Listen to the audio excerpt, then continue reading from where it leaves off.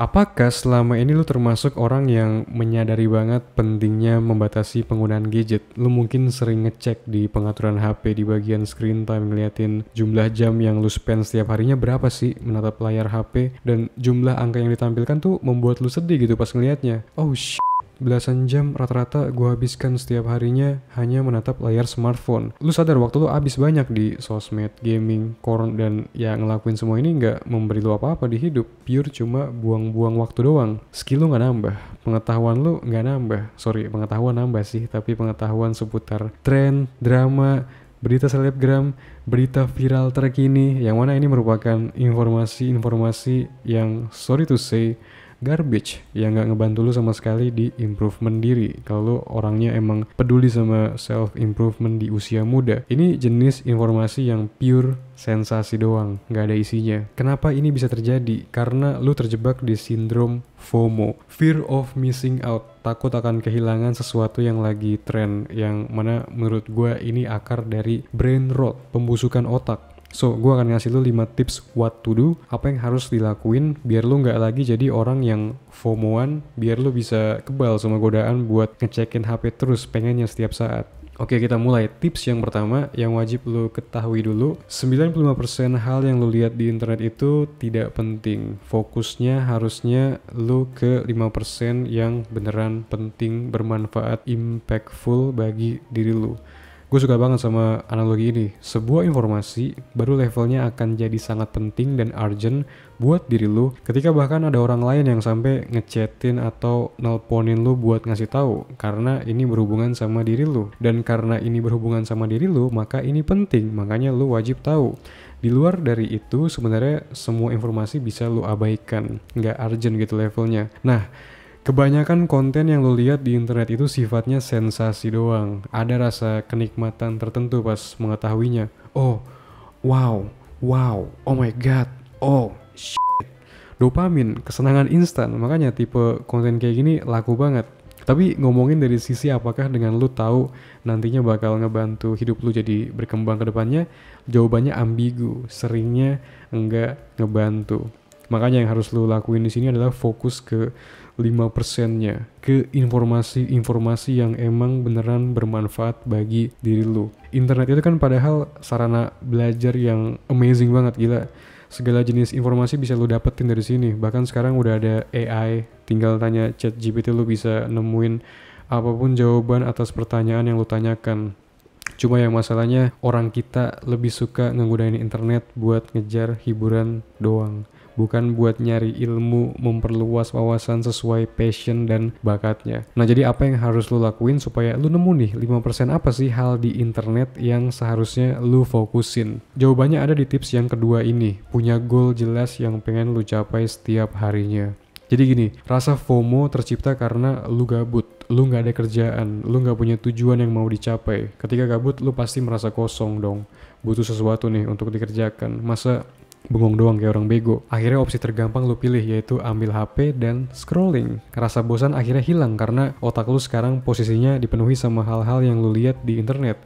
Wih, seru nih, ternyata si selebgram A lagi ribut sama si selebgram B. Wih, kemarin si Nikita Mirzani di penjara nih. Wih, kemarin si ini diundang ke podcastnya Dedi buat klarifikasi masalah perceraiannya nih. Videonya 2 jam nih, gue bakal seru banget nih kalau nonton ah.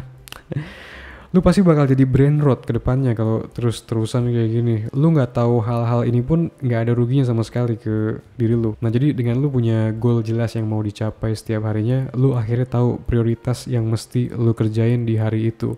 Misalnya prioritas lu adalah bagusin badan, workout, upper body, otomatis lu bakal research di internet gerakan-gerakan efektif buat ngelatih otot dada, tricep, bicep, dan sebagainya. Ini gue maksud tadi sebagai fokus ke 5% informasi bermanfaat dari internet. Lu pasti tahu aturan 80-20 kan? Jadi 80% hasil diperoleh dari 20% effort tertentu yang berkualitas. Kecil-kecil cabai rawit gitu ibaratnya. Begitupun ketika lu fokus ke 5% informasi dari internet yang beneran bermanfaat ke diri lu pun akan dapat hasil yang maksimal ke depannya. Tips yang ketiga, disable notification di HP lu, terutama dari aplikasi sosmed. Jadi, notif itu didesain buat caper, buat mencuri perhatian lu dengan kata-kata marketing yang ngehook. Kalau lu sampai terpancing dan akhirnya kepo, ya sudah, wassalam, siap-siap sejam, 2 jam tanpa sadar lu habiskan buat scrolling. Aplikasi berita biasanya hobi banget tuh ngirimin notif tentang berita inilah, berita itulah. Mereka pengen lu baca, masuk ke app mereka supaya apa coba? Supaya mereka dapat traffic, dan dari traffic itu mereka menghasilkan cuan dari iklan. Mereka nggak peduli beritanya penting atau enggak bagi diri lu, relevan atau enggak bagi diri lu. Yang penting viral, sensasional, menghipnotis lu supaya lu jadi nggak tahan buat klik. Mereka dapat duit, sementara lu hanya buang-buang waktu berharga. Notifikasi yang boleh nyala ya yang penting-penting aja, kayak WhatsApp atau email, mungkin karena berurusan sama kerjaan atau kuliah kan. Kalau grup chat biasanya gue disable notification karena isinya seringnya random. Biasanya kalau emang penting banget pasti nama lo di-mention kan. Woi, balas chat. Ini menurut gue juga termasuk tips lumayan keren buat lu yang belum sanggup buat sepenuhnya nggak memedulikan noise nggak penting dari internet. Lu masih pengen keep updated nih sama berita terkini. I know, biar nanti mungkin pas lagi ngobrol ngedate sama cewek gebetan ada bahan obrolan kan. Lu bisa ngejadwalin setiap harinya hanya boleh main sosmed di jam tertentu. Misalnya jam 7 sampai jam 8 malam sehabis makan malam. Mungkin gak apa-apa lu duduk sejam scrolling lihat-lihat berita terkini. Tapi lu harus ketat sama diri sendiri kalau mau nerapin metode ini. Artinya di luar jam tersebut lu sama sekali nggak ngebolehin diri lu scrolling medsos apapun yang terjadi. Ini metode yang efektif banget buat nurunin screen time dari yang sebelumnya 6 sampai 7 jam sehari menjadi kurang dari 3 jam sehari. Menurut gue juga 1 sampai 2 jam itu waktu yang ideal banget dalam hal penggunaan gadget setiap harinya. Hal-hal yang esensial kayak komunikasi, urusan kerjaan, balasin chat atau email. Sebenarnya kurang dari 3 jam sehari itu bisa dilakuin. Sisanya buat nyari-nyari informasi penting. Dan ini juga pastinya nggak makan waktu banyak karena dari awal lu udah tahu apa yang mau dicari kan. Yang ngabisin waktu emang ketika lu udah terperangkap di jebakan scrolling nonstop, dimana lu terhipnotis sama konten-konten receh pemicu dopamin yang nggak ada habisnya. Terakhir, karena HP itu sendiri termasuk pemicu, maksudnya lu ngelihat HP tergeletak di meja dalam keadaan mati aja ini udah membuat rasa FOMO di dalam diri lu bergejolak kan. Berarti solusinya simple, bikin seolah-olah keberadaan HP ini nggak terjangkau di pandangan lu. Ini bakal meredam banget hasrat FOMO di dalam diri lu karena ya pemicunya nggak ada, si benda HP itu sendiri.